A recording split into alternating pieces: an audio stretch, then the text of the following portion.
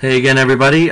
Here is a video to help you out with the cones surface area setups and solutions. So we had again a couple examples on our classwork page, and the first cone I believe looked something like this. Just for the sake of, I need a little more room for some of these, so I'm gonna just draw them myself. Wow, that didn't come out so good, but you can sort of trust me. It's basically this one right off of the homework page. Let's see, let's get that in the picture. Okay, it was this one, right from the homework page. Okay, where they give us the diameter of the base is 10, the height of the cone is 12.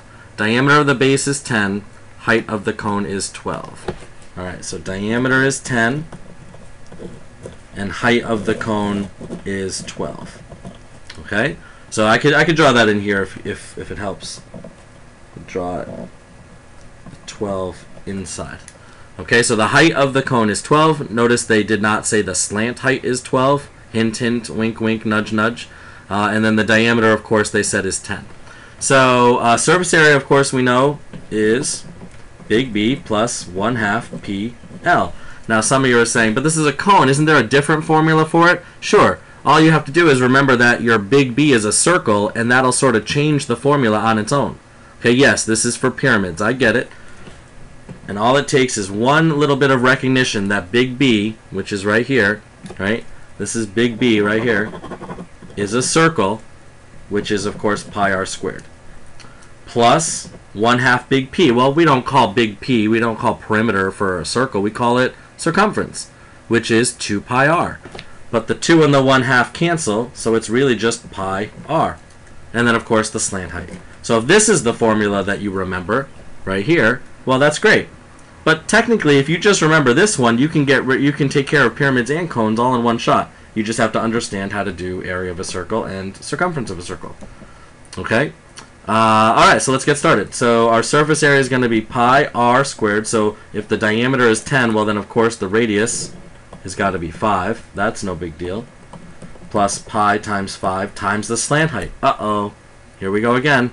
I do not know the slant height. The slant height would be right here. But I do know, or here, I guess it doesn't matter. But I do know the radius, right? 5 and 5, and then I do, or 5, and then I do, of course, know the height of the cone itself. So I believe this looks like yet another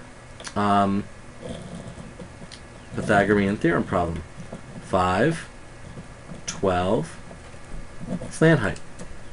Now this just happens to be a Pythagorean triple, but you may not recognize that, so we'll go old school.